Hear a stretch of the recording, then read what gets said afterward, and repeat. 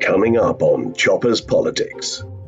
I was the only one, the only voice of dissent, and I felt very strongly that those dissenters needed to have their voice heard. I'm Christopher Hope, the Telegraph's chief political correspondent, also known as Chopper, and this is Chopper's Politics. And before we start, here's an announcement. Ladies and gentlemen, Chopper's Politics is proud to announce that it has now more than 4 million listens and downloads. Great news, eh?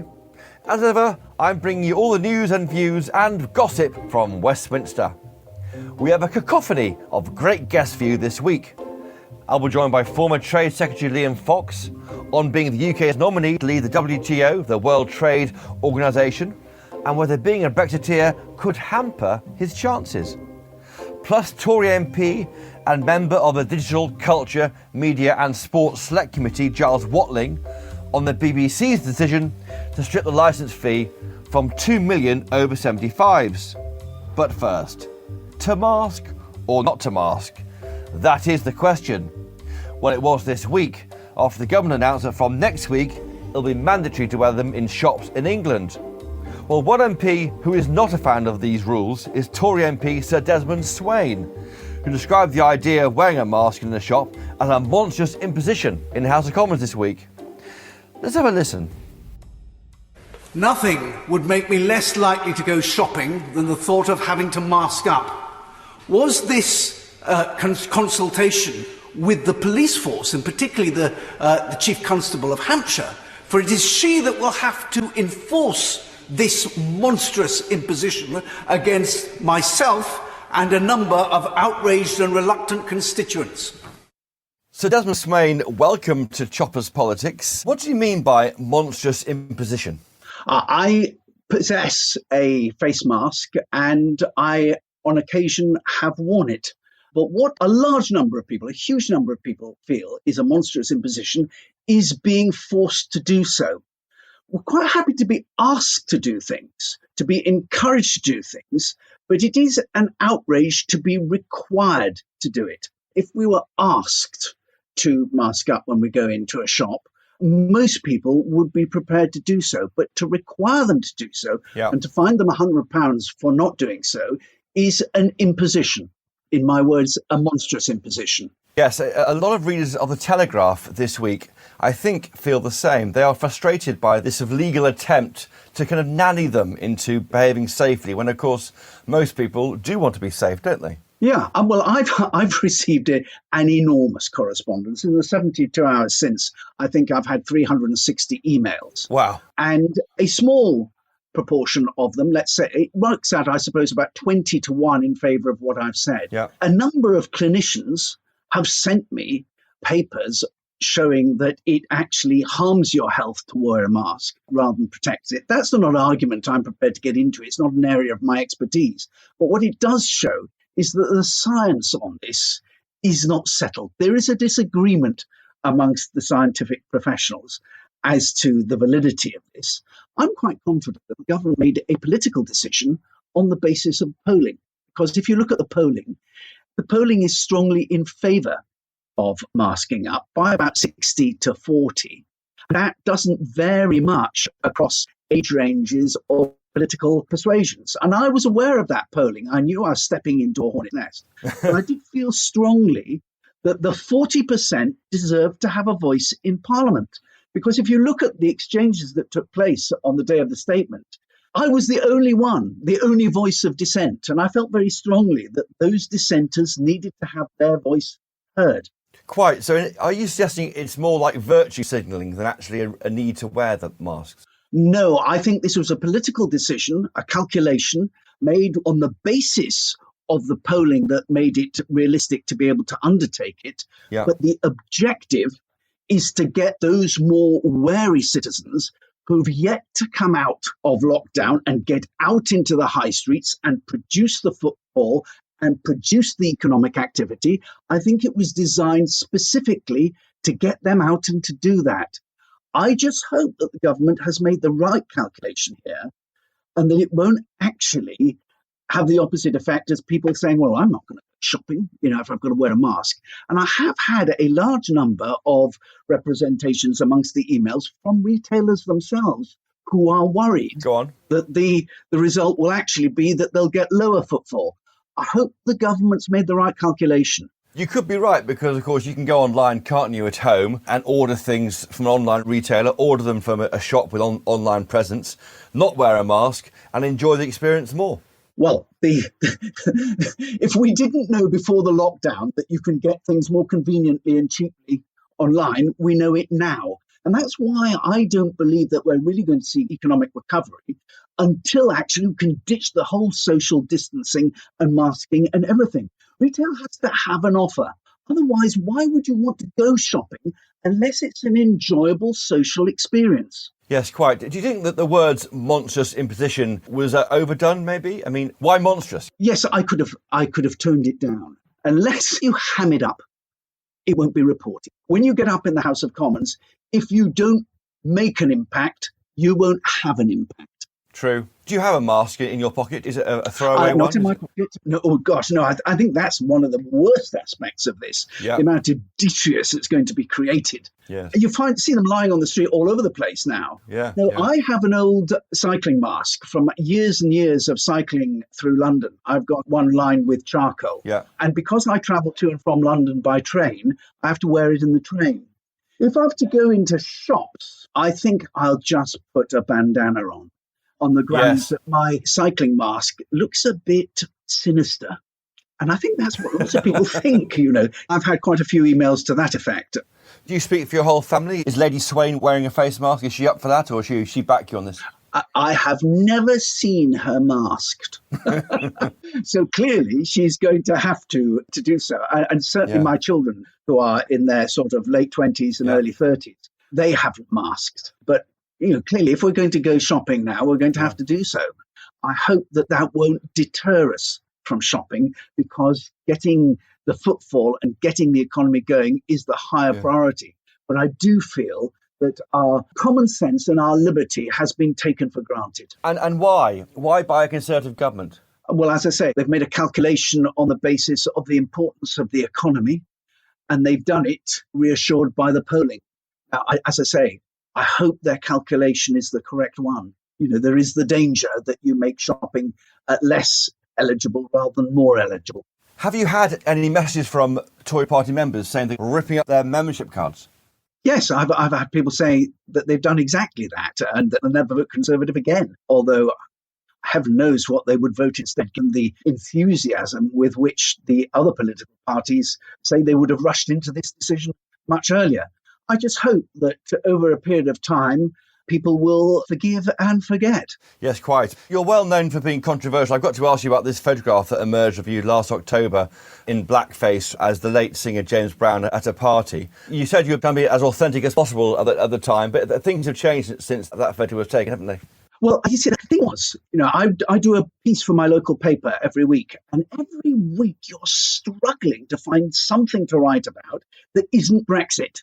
Try and just break the monotony. And this article came up in the Telegraph, poor old Trudeau being pursued for donkey's years ago, having gone to an Aladdin-themed fancy dress party as Aladdin and having browned up as it was and had apologised. And I said, for heaven's sakes, have we got to the stage where you've got to apologise for going to a party years ago in fancy dress? And of course, there's my mistake. I said I went to a Blues Brother themed party in the past, and I went as James Brown. And of course, all hell has loose, And then someone produced a photograph. I'm glad to say that James Brown's daughter said that her father would have been flattered and amused. So some people have a sense of proportion. You wouldn't do it now, would you? That was a while ago, and you do recognise the offence that would cause. Yes, that was a while ago. I think I'm disappointed that people have lost a sense of proportion and a sense of humour, and that the things you just can't say and can't do, even if they're done for the best possible reasons. And going to a party and having fun in fancy dress, seems now to be something that one has to take great precaution about in these woke times. And of course we all do, unless we want the opprobrium of the great and good. But surely you can see why blacking up is offensive. Surely you can see that. Why is it offensive? Why is it offensive? Now, my children tell me, "Oh, Dad, of course it's offensive. Of course you can't do that." But why? Well, because You tell me why. Well, it's racial, isn't it? So you're dressing up as someone else who's black. So you're saying a black man can't go into a fancy dress party as a white man? That we must stay in our racial silos? That we can't interchange? I just don't see the world that way. There's not a racist bone in my body, but I can't see why we've got to this stage where there are things you can't touch and you can't go to. So you would see, would you then, blacking up or browning up, as you say, is like putting on clothes, some form of fancy dress? Yeah, indeed. And when people go on stage, they put a lot of makeup on. Now, what is the difference between it being dark makeup or light makeup? Yes, many people have now found it offensive, and that's why I wouldn't do it again, because my intention was never to give offence. And I'm mortified that offence was taken when none, or indeed offence was given when none was intended. And that's why I wouldn't do it again. But I think that it's a shame that we've got to the stage where such offence is taken. You can't see there's a power imbalance here of a white man dressing up as a black man. It kind of is it's a different thing altogether than the other way around. Well, if you put it that way, yes, I can see that, and that's one of the reasons why now I wouldn't do it again. Yeah. But we used to do these things perfectly innocently, and now they give such offence, and I think that is a shame. I think that it would be much better if people had a sense of humour and a sense of proportion, which seems to be disappearing from the world increasingly.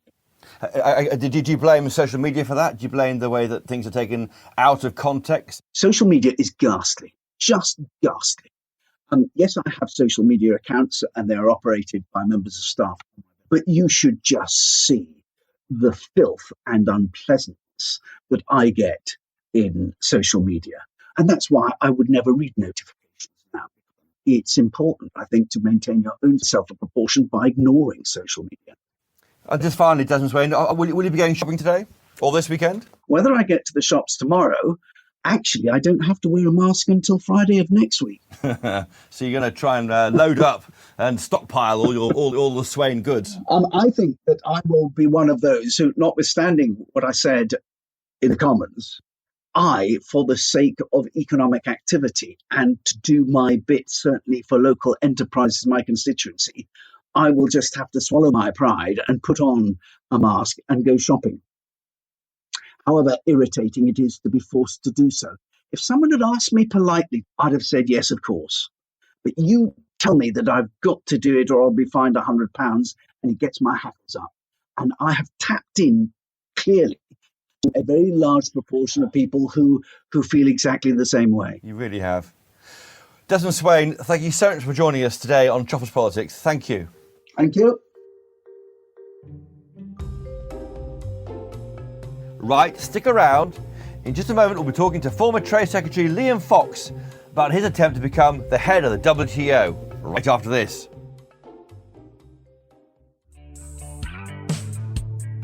Hi there, podcast fan. It's Tom Gibbs here. I'm host of the Telegraph's Audio Football Club podcast. I'm very sorry for interrupting, but I wanted to let you know that football is finally back on the menu, and so is Audio Football Club. We'll be back in your podcast feed every Monday with analysis, chat and sarcasm from Mina Rizuki, JJ Ball, Matt Law and many, many more. Look for Telegraph Audio Football Club wherever you get your podcasts.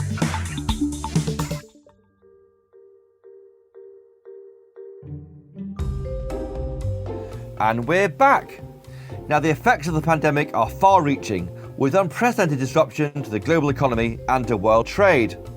And one man who's spending a lot of time thinking about those ramifications and trade is prominent Brexiteer and former Cabinet Minister Liam Fox, who this week was announced by Number 10 as the UK's choice to be our candidate for next Director General of the WTO. Now, by the time this podcast goes out, he'll have finished his first hustings in Geneva, but I caught up with him earlier this week to ask him about his plans. Liam Fox, welcome to Choppers Politics. Thank you very much. This finds you a long way away in Geneva because, of course, it's quite a whirlwind this week for you. Only last week you were nominated to be the UK candidate for the WTO, and the hustings are on Friday in Geneva. So it's a busy old time for you. Well, it's an advantage and a disadvantage. All the other candidates had much longer to prepare between their nomination and the hustings. The fact that we were nominated on the very last day with very little time to go meant we had less time to prepare. On the other hand, it means that I go last at the hustings, which means that we will have had a chance to hear what the other candidates have to say. Why was that? I think I understood the UK nominated you with about an hour to go before the clock ticked out. You weren't an afterthought, were you? We were waiting to see what other candidates were standing and whether other candidates stood for the values that the UK wanted to see. We believe that the WTO is a great organisation. It's got a lot of expertise. It's got a lot of knowledge, a lot of commitment. What it doesn't have at the moment is political momentum. And we wanted to see whether any of the candidates would have the political experience to provide that momentum. And we decided that we thought that we should put a UK candidate in for that very reason. We've seen global trade slowing down even before the COVID crisis, so we cannot pretend that it's business as usual. In fact, what I call it is business unusual, and that we have to learn to meet that challenge. Your rivals, you've got another, is it 7 or 8 rivals you're up against in this election? We have 7 other candidates, none of them from developed countries, a good range of candidates, a good quality of candidates. But we felt that if you want to be leading an organisation like the WTO through what's going to be some choppy waters, having some high-level political experience would matter, because the new Director General will have to have some difficult conversations with some of the world leaders, and that really points towards it being a political candidate rather than a technocrat. Yes, you were, of course, Trade Secretary in the UK for 3 years. You got the backing of the US, is that right? Or are they at least open to you being the new WTO chief? Well, someone asked me that question here in Geneva, and I said, in a horse race, there's a huge difference between someone saying you're a front runner and saying they will back you. But at least to be seen by the US as an important candidate is important in itself, because the biggest powers, of course, have a veto. The biggest powers in this instance being regarded as Brazil, India, the United States, China, and the European Union. So a veto from any of them can effectively end the candidacy of any one single of the 8 candidates. There's no rival for you from the EU, is there? So you're hoping to be the EU's candidate, at least that, aren't you? Well, it's I don't think of it as regions supporting. What the EU has said is they want a candidate with management experience in trade, and they want someone who's committed to the global trading environment. Now, as you know, I oversaw the creation of the Department for International Trade, which is very well respected internationally, and that is a plus. And of course, Britain is a great supporter of the multilateral system. And we've made it very clear that we believe that the alternative to a rules-based system in trade is a free-for-all, where only the very biggest will get what they want, and the smaller countries will effectively have to take what they get. That is no way to have an effective, smooth, and stable international system. How will the system work, Liam Fox? There's 164 members of the WTO. How will they whittle that down to one winner from the 7 candidates? Not entirely clear exactly how the rounds will operate at this point. We expect it to go from 8 candidates to 4 candidates to 2 candidates, or something like that. In the first round, there's always the exercise of the veto. After that, it will be the candidates continuing to set out their agenda of what they think the important role for the WTO should be, what reforms they think there should be, how the challenges will be met, and how the WTO will interact with other of the multilateral organizations, whether that be the IMF, the World Bank, the UN, and so on.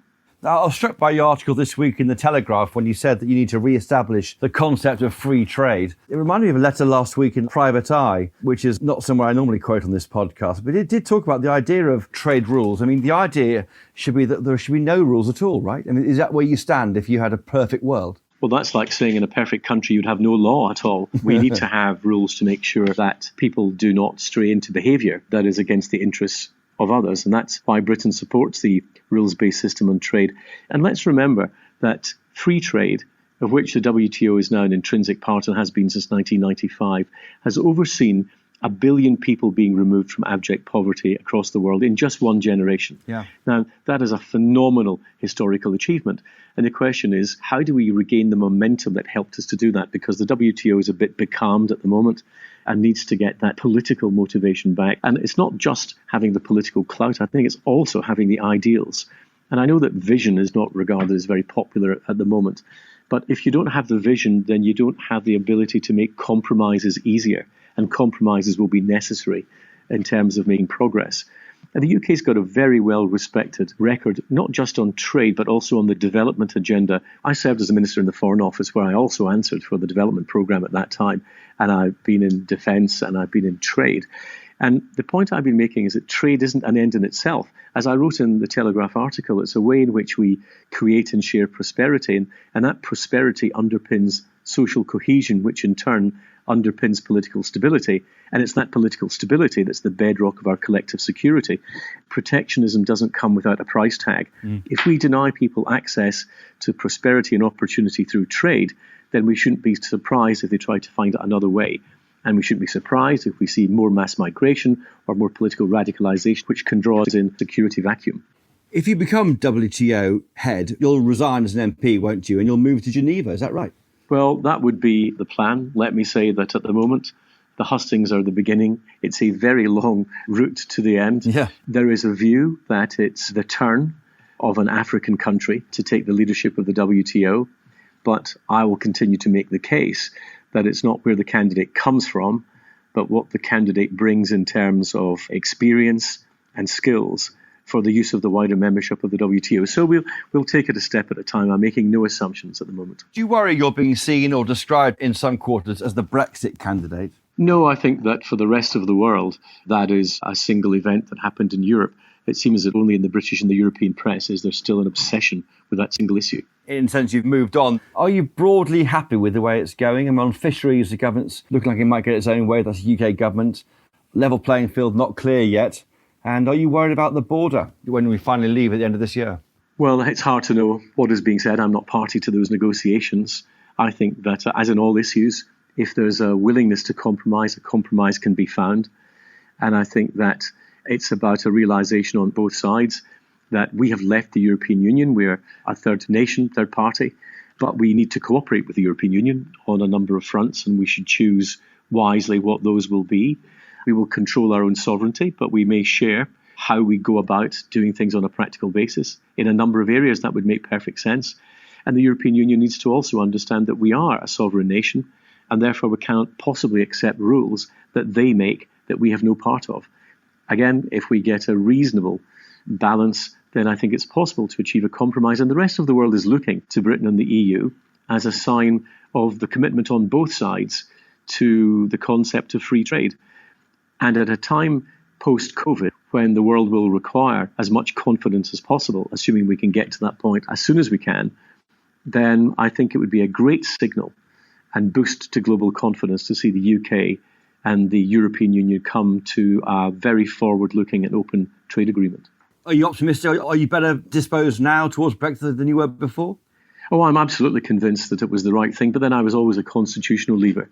I was never one that wanted to leave on the grounds of money or immigration, for example. Am I optimistic about it? Well, Chris, when people ever ask, do I believe that I'm a glass half full man or a glass half empty man, I simply tell them I'm Scottish and the glass is not big enough. That's very good, yes, quite. I guess if you're looking overall at your candidature for this role, as a Brexiteer, you're trying to break down these big trade blocks, aren't you? Or you try to break down barriers, I suppose, whereas the WTO is about maintaining those barriers or maintaining order. Do you see a conflict there, or is it explainable for you? No, the WTO is about how we continue down the route of liberalising trade, how we diminish the barriers to trade. My objection to the European Union was a constitutional one, that it imposed artificial political limitations on the UK. I think the EU also believes in trade liberalisation, and the EU has been a very good partner at the WTO in terms of trade liberalisation in general. If there's a problem, it's that the world's most affluent countries, the G20 countries, have, since the financial crisis, been applying more and more restrictive measures in terms of their imports. Back in 2009, only 0.7% of all the G20 imports were subjected to restrictive measures. That doubled every year, or every 2 years rather, up until 2018, when 8.8% of all G20 imports were covered by restrictive measures. And that's not going in the right direction too slowly, that's going in the wrong direction. Well, by the time this comes out, Liam Fox, you'll have done your first hustings, and the results of the election are due, the first week of September? We think sometime around the 7th of September, in an organisation that requires unanimity and consensus on these things, it's a little quicker than we normally have in casting a single ballot. So I wouldn't hold your breath on the 7th unless you're very good at breath holding. It sounds quite opaque. Perhaps you can bring some transparency to it if you get the job. Let's cross a bridge at a time, shall we, Chris? Liam Fox from Geneva, thank you for joining us on Choppers Politics. Thank you. Thanks, Chris. Now, the lockdown's been going on for more than 100 days, and you may have been indulging in a bit more TV than you normally do. Now, if you're of a certain age, over 75, you've been able to binge on BBC box sets for free, but not for much longer. The BBC is going ahead with a plan to strip free TV licences from 2 million over 75s from August the 1st, after a 2-month delay because of the pandemic. That means they'll become means tested for the remaining 1.5 million over 75s.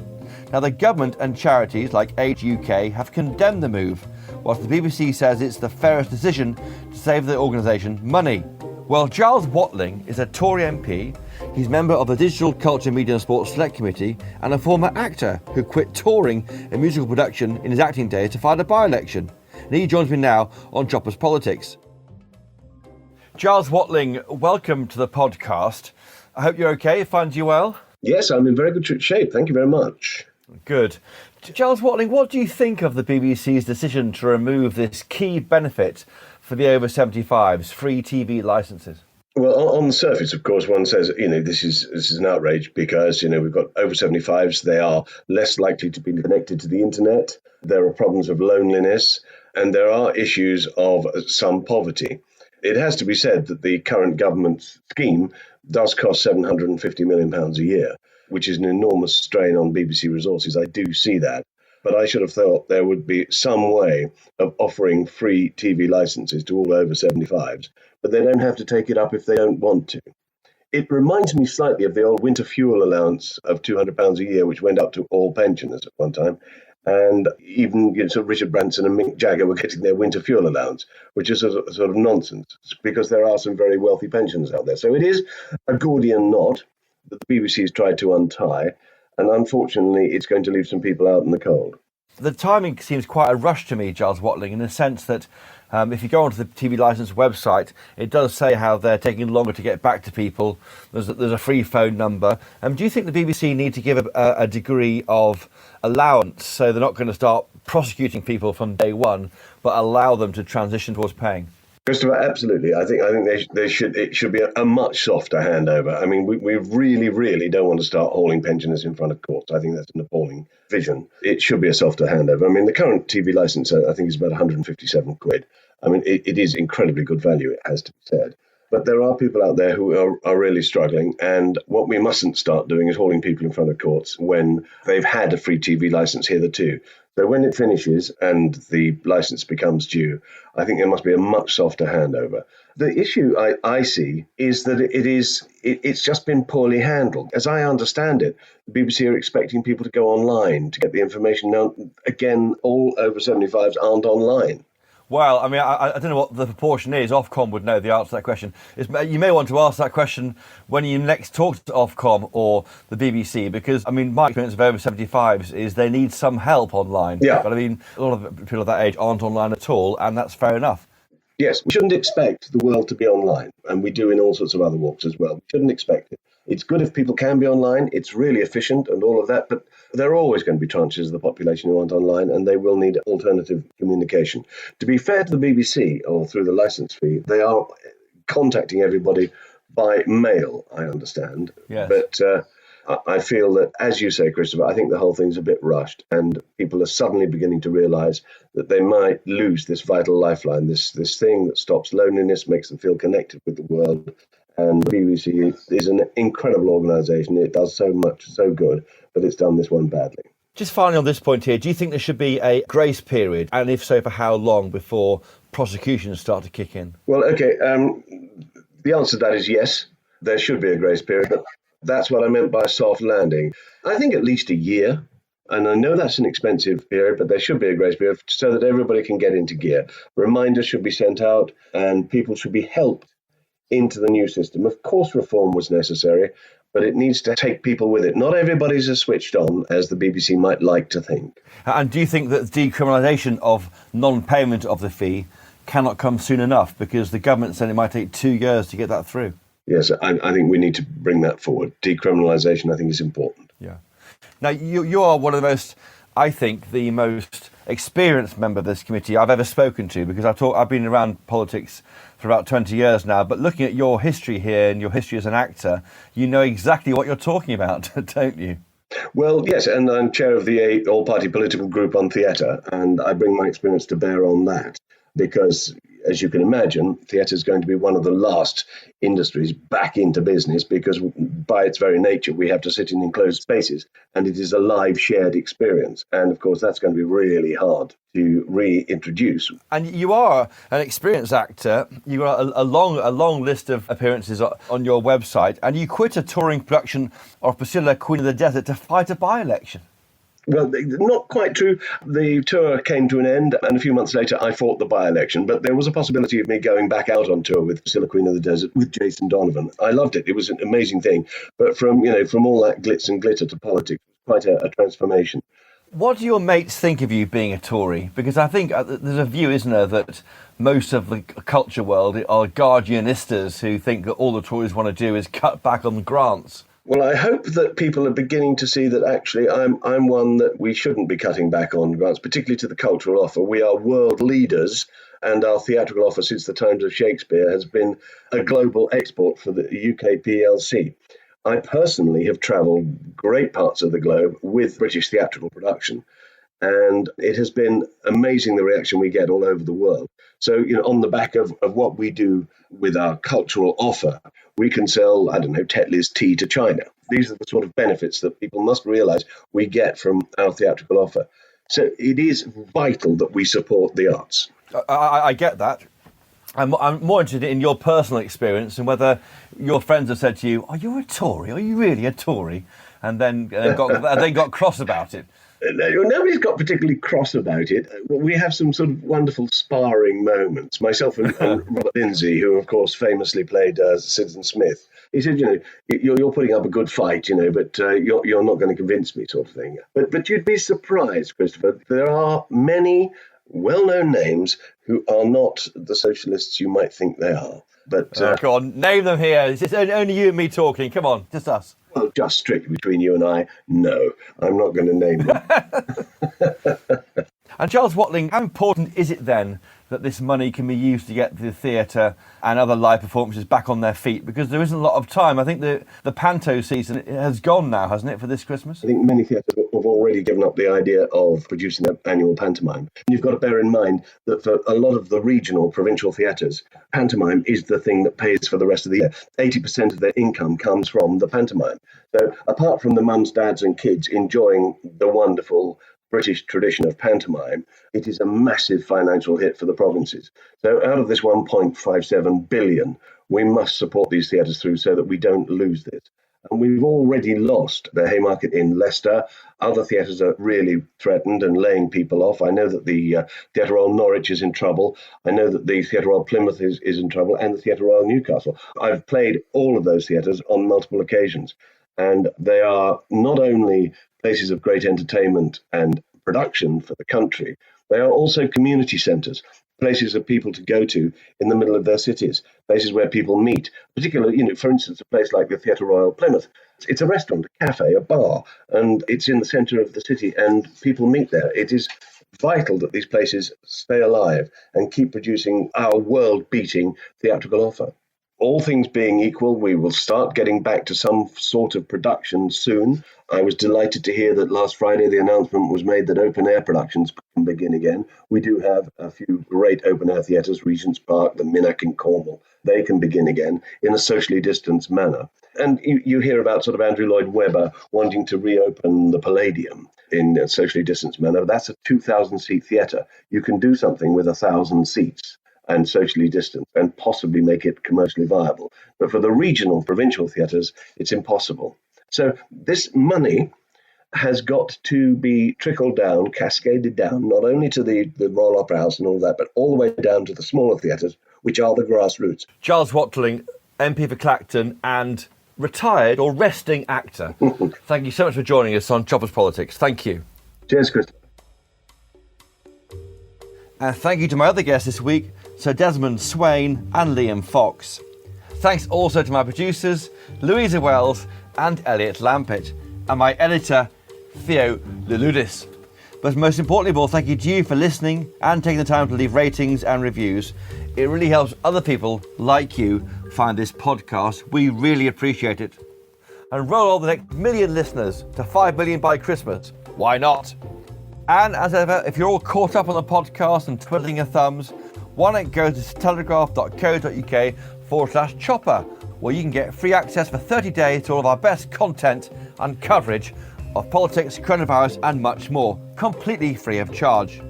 While you're there, I really wouldn't miss a brilliant short Telegraph documentary on the WHO, the World Health Organization. It's only 50 minutes long and tells you everything you need to know about the WHO, about why Donald Trump cut US funding, how much evidence there is for claims it's China-centric, and how it's performed through this pandemic. If you've enjoyed it, please email me. I really want to know your thoughts. My email is chopperspodcast@telegraph.co.uk. Or you can find us on Twitter @chopperspodcast.